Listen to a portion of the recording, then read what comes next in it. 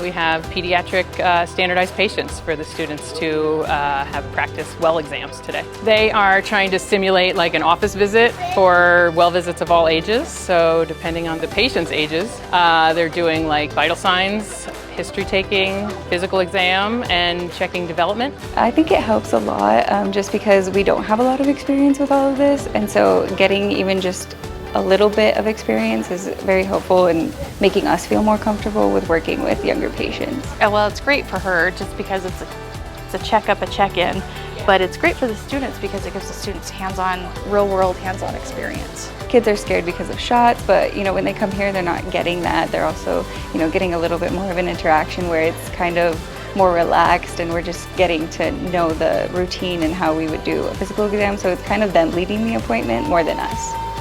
Thank you. Thank you. Thank you.